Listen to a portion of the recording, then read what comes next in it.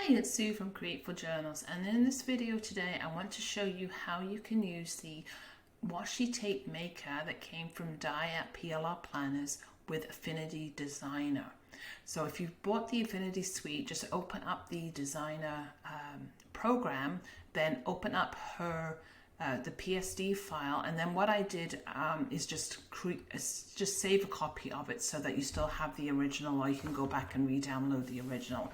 Anyway, so this is the original version of the washi tape maker, and so I want to add a pattern to it, and then I'm going to show you how we can export these as individual pieces. You can export the entire sheet as one sticker page, and then we can export each one as a PNG file. So I want to show you how you can do this inside of Affinity Designer. So I'm going to just grab one of my digital papers, and this is my fall stroll pack. Let's just take this one here. So I'm going to just pull it in, get rid of this folder, and then I'm just going to come over and just resize it so that it looks right here. Just pull in the sides a little bit just to get the pattern a little smaller. So once you're happy with it, then I just click off of it, and now you can see it loaded in at the top here. We're on the right hand side under the layers panel here, and we just need to pull this down under the blank, so it's going to automatically do that, create clip and mask that you may be used to in Photoshop.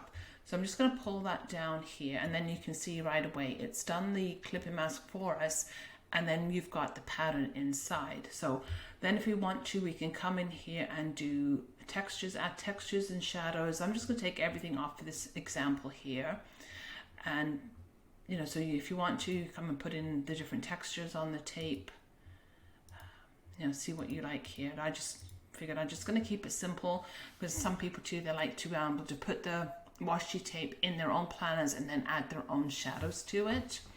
Right, so once we've done this, we've got the basics shapes filled. Now we need to be able to do what would be known as a slice tool, the little cut thing that it does to do the individual files. So inside Affinity Designer, come up to this top toolbar up here. So this is our main designer here, and then we want to come to this little three, reminds me of a boomerang. It's the export persona. So click on that.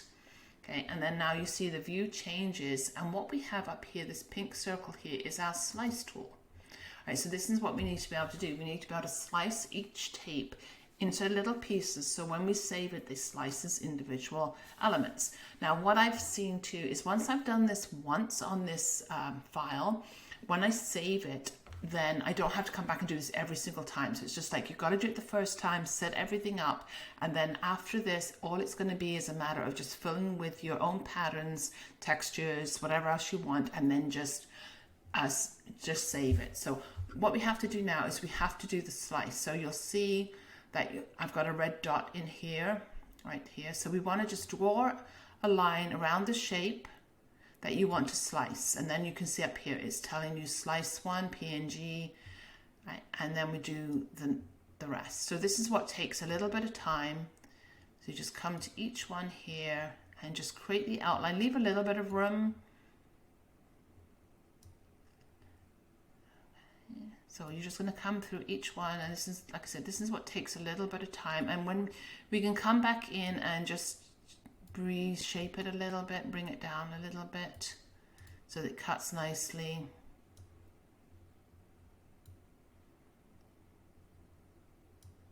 And just pull it over, and you can come back in and edit this later. You can come and play with it, everything in here as well. You want to leave a little bit of a border, but you don't want too much. You don't want to cut the top of the tape off.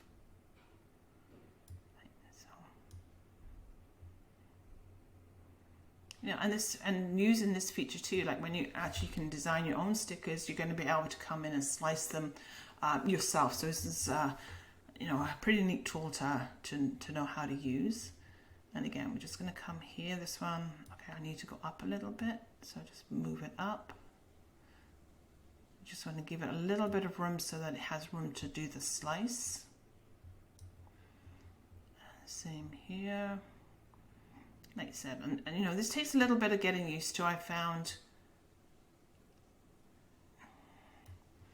And you can always come back in. If it's not perfect the first time you run the slice tool, then you can come back and save it. So we're just going to outline it again, bring it just down just a little bit.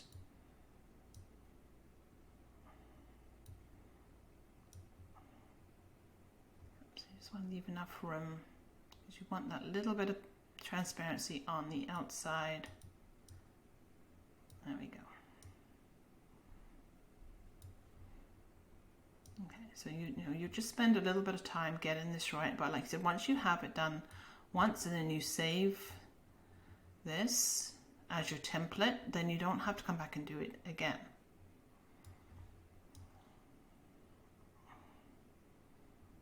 Just pull that just a little bit here. And you can use the arrow keys as well. When you've just got a very fine space in between, it might be easier just to use the arrow keys to get the border where you want it to be. You don't want to cut any of the tape off.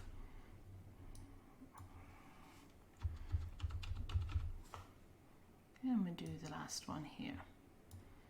Okay, just pull that up a little bit. Okay, so once you're happy with that, now you'll see that all the slices have been created. Now the next step is we come over to the right hand side and you'll see you've got layers and we've got slices. So the layers would be where we fill the layers with, we can adjust all the textures. Then once you're ready, click on the slices and this is where we can export all the slices. Now you'll see here that it's just named everything slice 1, slice 2, 3, 4 all the way down. We've got 19 slices here.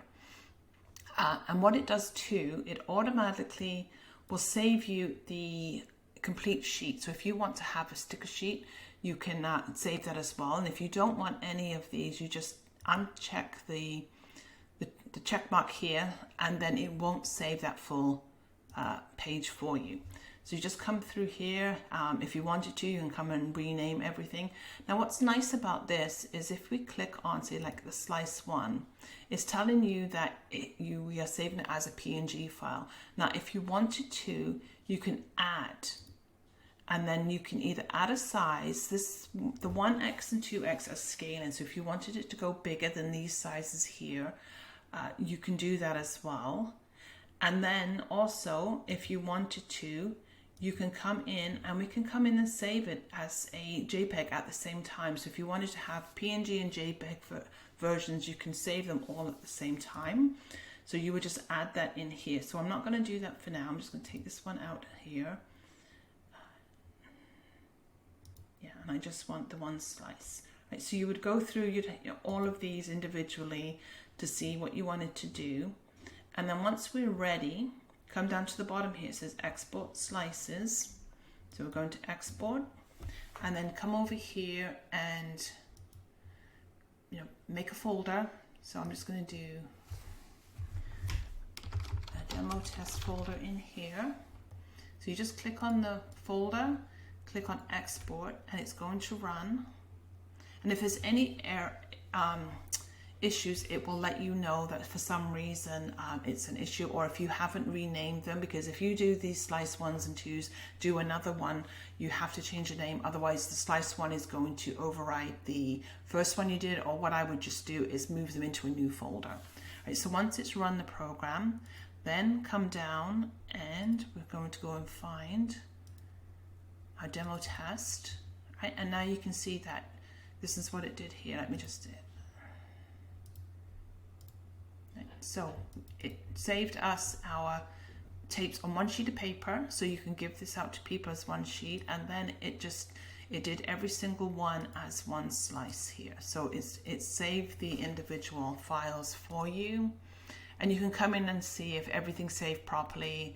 If anything got cut off, you can just go back in and just play with the slice function and just change the side of the boxes in there. So these are the ones that it saved for us, so all the way through.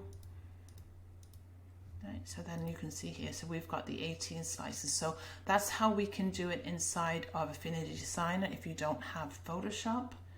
And then what I would do here is you just come in and save it or save as. I just did a save as to just to have a new version of it. So if we save as here, and again, I come into my Affinity, I just made an Affinity bonus for all of this.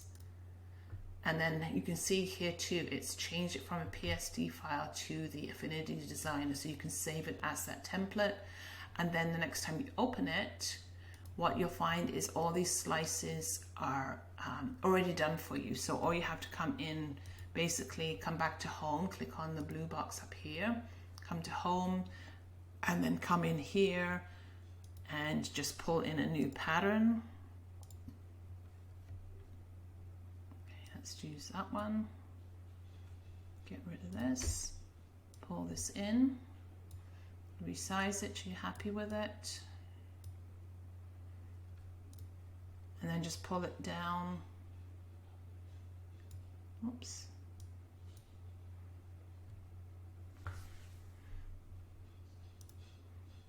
And just go find it. Just click on the arrows to show you where everything was.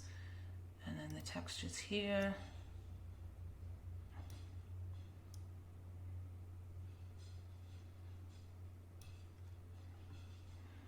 And then just make sure that you just want to make sure that you so you can add the texture to this one if we want. And then just make sure you click the arrow there. So you got to make sure that, so inside these little boxes, just make sure they're ticked so that you can actually see the textures or whatever you want to have in here.